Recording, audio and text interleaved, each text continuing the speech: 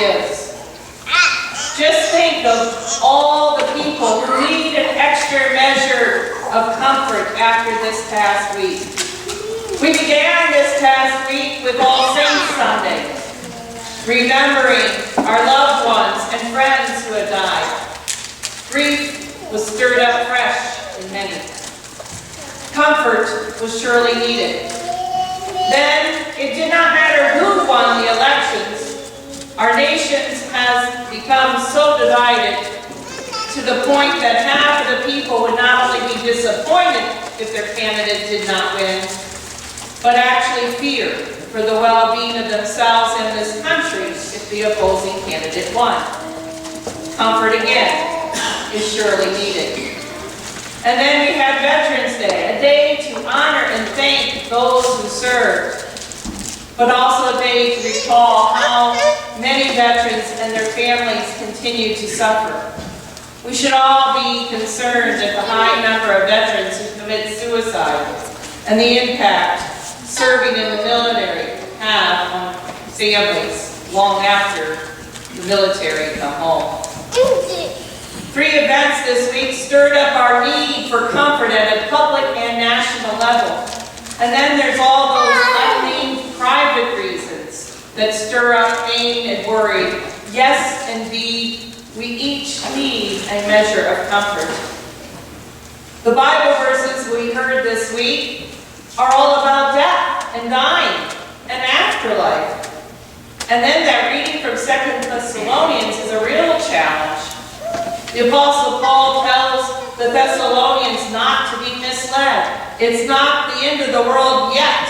It's going to get a lot worse before the end comes. Not exactly words of comfort. And yet, words that acknowledging the truth can be words of comfort. It can help to know that you're not alone. It helps to know that the pain is real.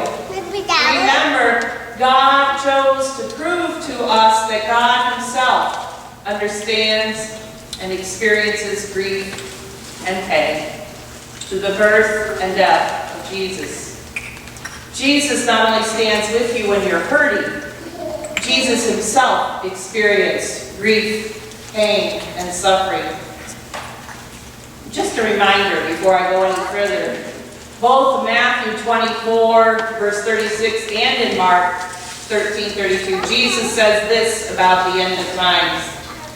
But about that day and hour no one knows, neither the angels of heaven, nor the Son, but only the Father. Whenever you hear about end times or think that the times are getting pretty bad, even when it's from another part of the Bible, you're reading it and you think, this surely is the end times. Never forget these words of Jesus. No one knows the things and when things are bad enough to be called end times, and especially not when or what that is going to be. Certainly not any human being, but also not any angel. And what really boggles the mind? God even keeps this information from part of God's own self. Jesus does it. So where is the comfort?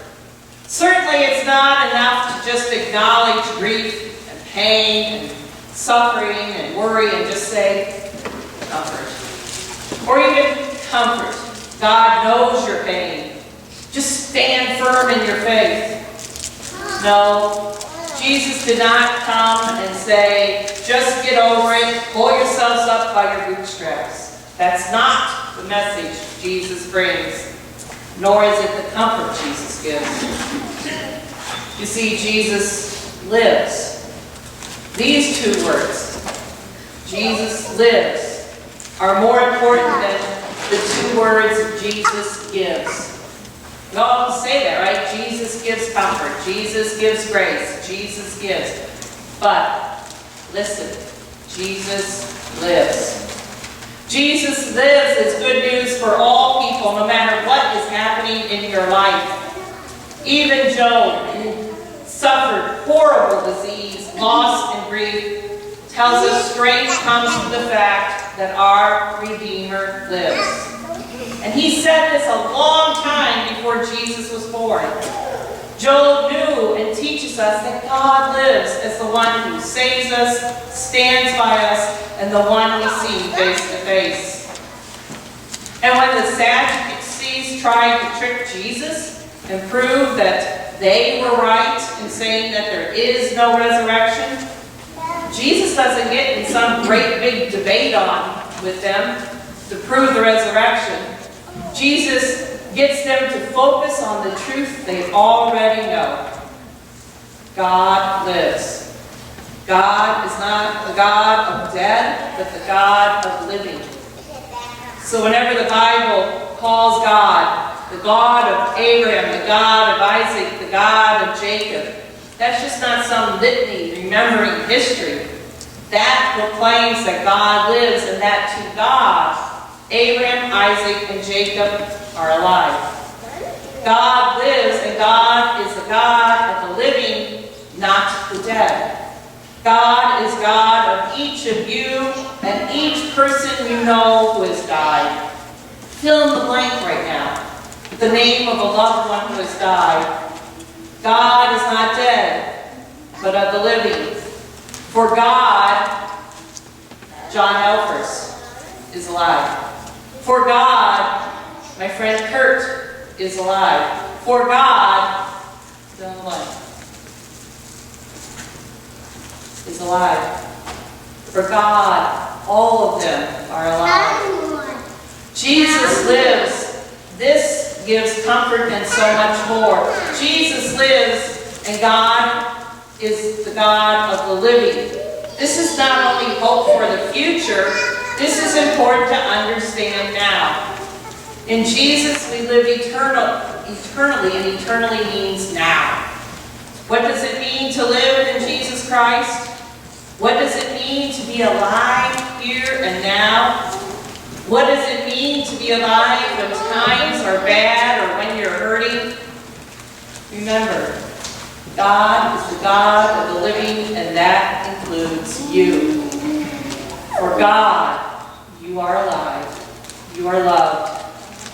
Death cannot separate you from God. Grief cannot separate you from God. Pain does not separate you from God. Bad news doesn't separate you from God. Even the end of the world will not separate you from God. Jesus lives, and so do you.